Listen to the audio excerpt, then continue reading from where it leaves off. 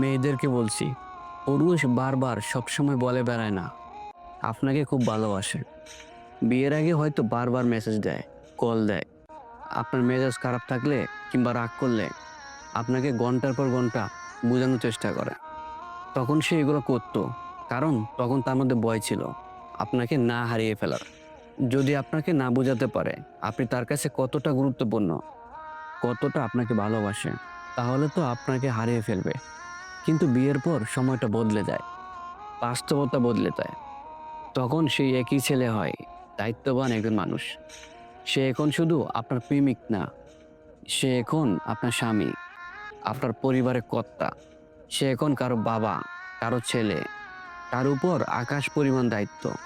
আপনি হয়তো ভাবছেন সে আগের মতো বা আপনাকে ভালোবাসে না, আগের মতো যত্ন নেয় না, আগের মতো কেয়ার করে না।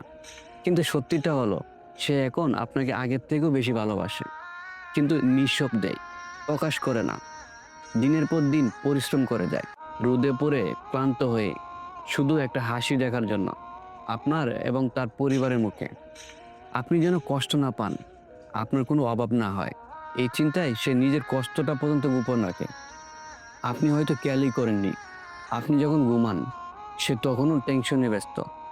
একটা পুরুষকে তার টেনশনেই অর্ধেক শেষ করে দেয়, জীবনের আয়ু কমিয়ে দেয়।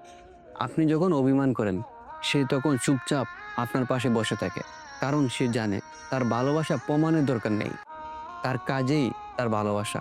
বেশিরভাগ পুরুষই চায় না প্রতিদিন বলতে আমি তোমাকে ভালোবাসি, কারণ তার জন্য ভালোবাসা শব্দে নয়, ভালোবাসা প্রকাশ পায় দায়িত্বে, পরিশ্রমে, ত্যাগে। একজন পুরুষের ভালোবাসা কখনো পুরোপুরি বুঝতে পারবেন না যদি না তার জায়গায় দাঁড়িয়ে উপলব্ধি না করতে পারেন। তখন বুঝবেন তার নীরবতার মাঝেই লুকানো ছিল হাজারো ভালোবাসা।